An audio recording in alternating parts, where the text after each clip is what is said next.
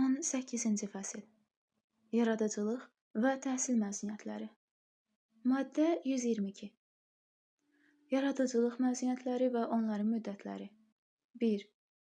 İşə götürənlə əmək münasibətlərində olmaqla yanaşı, doktoranturada müvafiq elmi dərəcə almaq üçün təhsilini davam etdirən işçilərə dissertasiya işlərini tamamlamaq üçün ödənişli yaradıcılıq məzuniyyətləri verilir. 2. Fəlsəfə doktoru elmi dərəcəsi almaq üçün dissertasiya işini tamamlamaqdan ötürü 2 təqvim ayınadək, elmlər doktoru elmi dərəcəsi almaq üçün dissertasiya işini tamamlamaqdan ötürü isə 3 təqvim ayınadək ödənişli yaradıcılıq məzuniyyəti verilir. Bu yaradıcılıq məzuniyyətlərindən işçi müvafiq elmi şuranın qərarına uyğun olaraq ona verilən arayış əsasında istifadə edir. 3. İşləməklə yanaşı doktoranturada təhsil alan, o cümlədən doktoranturaya daxil olmaq üçün işçilərə hər tədris ilində 30 təqvim günü ödənişli məzuniyyət verilir. 4.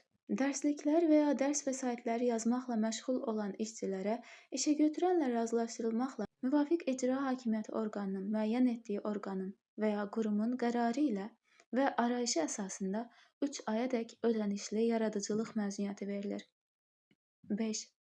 Müvafiq elmi şura və ya müvafiq icra hakimiyyəti orqanı yaradıcılıq məzuniyyətlərinin müddətini və onlardan istifadə olunması məsələlərini qabaqcadan işə götürənlə məsləhətləşməklə müəyyən etməlidir. 6. Yaradıcılıq məzuniyyəti müddətində işçiyə bu məcəllənin 177-ci maddəsində nəzərdə tutulmuş qaydada müəyyən edilən orta əmək haqqı ödənilir. Maddə 123. Ödənişli təhsil məzuniyyətləri. 1. İşləməklə yanaşı təhsil alan işçilərə aşağıdakı ödənişli təhsil məzuniyyətləri verilir. A. Müvafiq tədris mövsümü sessiyalarında tədris təlimdə iştirak etmək, laboratoriya işlərini yerinə yetirmək, yoxlamaları və imtahanları vermək üçün. B. Dövlət imtahanlarını vermək üçün. C.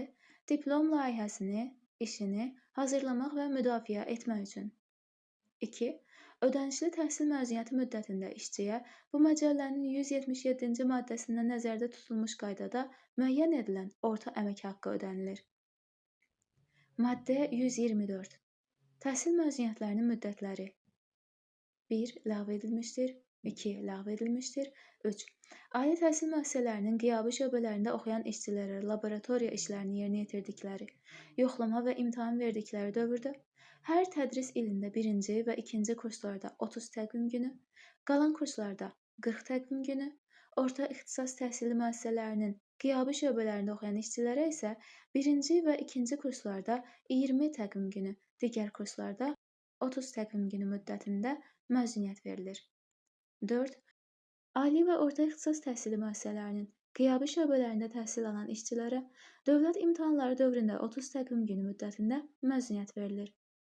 5.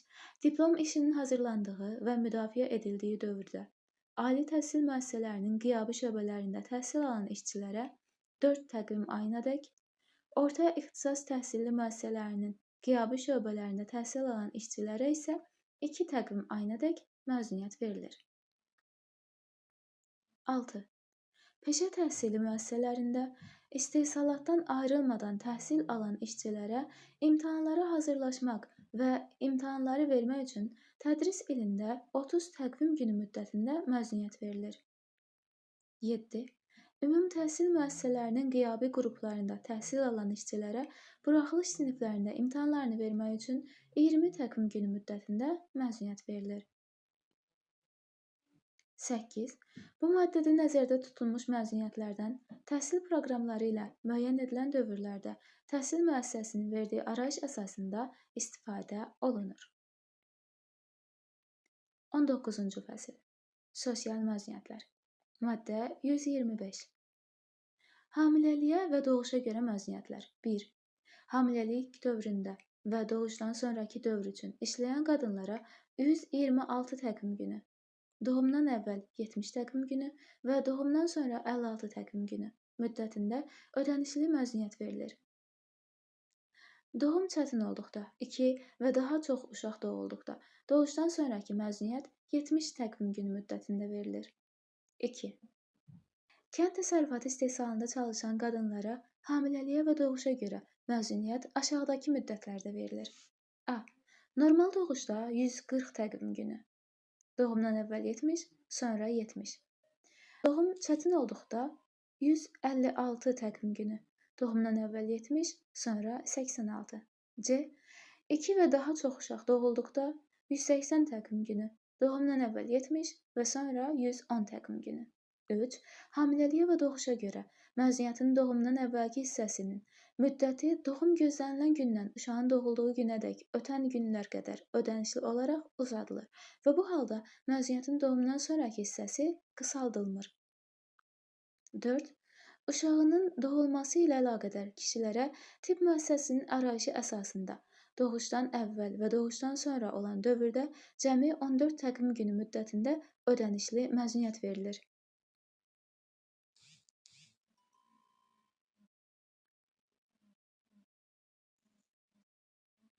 Maddə 126. Uşaqları övladlığa götürmüş qadınların məzuniyyət hüquqları. 1. 2 aylığa-dək yaşında uşağı övladlığa götürən qadınlar doğumdan sonra müəyyən edilmiş 56 günlük ödənişli məzuniyyətdən istifadə etmək hüququna malikdirlər. 2. Uşağı övladlığa götürən qadınlar bu məcəllənin 117-ci maddəsi ilə müəyyən edilmiş əlavə və 127-ci maddəsində nəzərdə tutulmuş qismən ödənişli məzuniyyətlərdən istifadə etmək hüququna malikdirlər. Maddə 127. Qismən ödənişli sosial məzuniyyət hüququ və ondan istifadə qaydaları. 1. Uşağa bilavasitə qulluq edən valideynlərdən biri, yaxud ailənin başqa üzvü, uşağın 3 yaşı tamam olanadək ona qulluq etməkdən ötürü qanunvericiliklə müəyyən edilmiş məbləğdə müavinət verilən qismən ödənişli sosial məzuniyyət almaq hüququna malikdirlər. 2. Uşağa qulluq edən işçi yazılı ərizəsi əsasında qismən ödənişli sosial məzuniyyət hüququndan tam yaxud hissə-hissə istifadə edə bilər.